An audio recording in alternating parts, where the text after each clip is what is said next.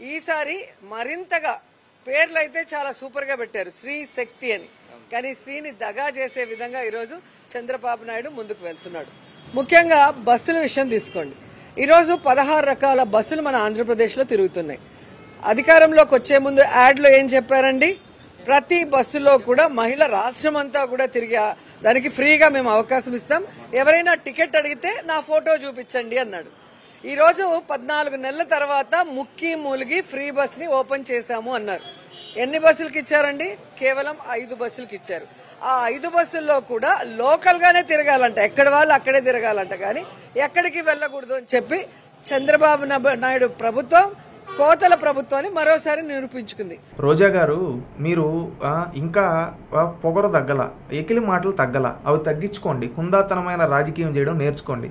నువ్వు ఈరోజు మహిళల గురించి ఏదో నీకు అభిమానం ఉన్నట్టుగా మాట్లాడుతూ ఉన్నావు. నువ్వు మాట్లాడే మాటలకు కొన్ని మాటలు మహిళలే చీదరించుకుంటున్నారు నీ మాటలు చూసి.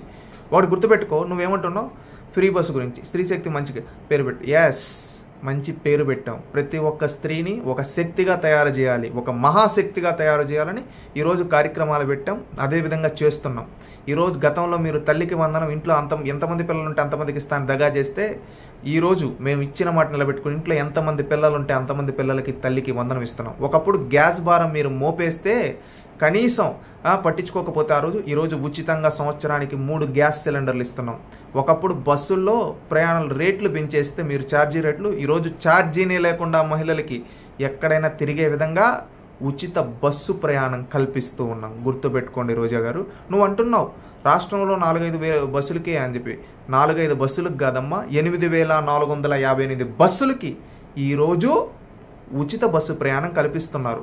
Palle Velugu 5,460, express 1,610, city ordinary 710, ultra Palle Velugu 391, metro express 287. ఈ విధంగా మొత్తం 8,458 బస్సులకి రాష్ట్రంలో మహిళలు ఎక్కడైనా తిరగచ్చు, ఉచిత బస్సు ప్రయాణం కల్పిస్తున్నారు. అదేవిధంగా ఘాట్ రోడ్డుల్లో కూడా ఉండే బస్సుల్లో కూడా ఉచిత బస్సు ప్రయాణం కల్పిస్తున్నారమ్మా. రోజమ్మ, నువ్వెక్కడో ఊహల్లో ఉండి 5 బస్సులు అంటున్నావు. 5 బస్సులు కాదు, 8,458 బస్సులకి ఉచిత బస్సు ప్రయాణం కల్పిస్తున్నారు. తెలుసుకో.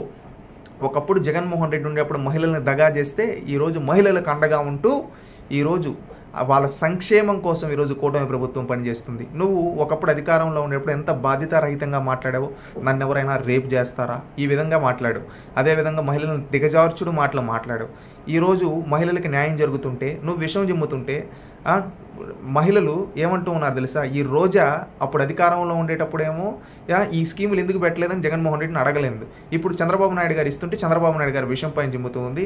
ఈ ఇది ఒక మహిళ ఇంకేమన్నా నా అని రోజా గారు మిమ్మల్ని అంటూ ఉన్నారు. అది గుర్తుపెట్టుకోండి. మహిళలే మీరు ఈ విధంగా మాట్లాడుకుంటూ పోతే రేపు రానున్న రోజుల్లో మహిళలే మిమ్మల్ని తరిమి కొడతారు. హుందాతనమైన రాజకీయం చేయండి, గౌరవంగా మాట్లాడడం నేర్చుకోండి, ఎకిలి మాటలు మాట్లాడద్దు అని తెలియజేసుకుంటున్నాం.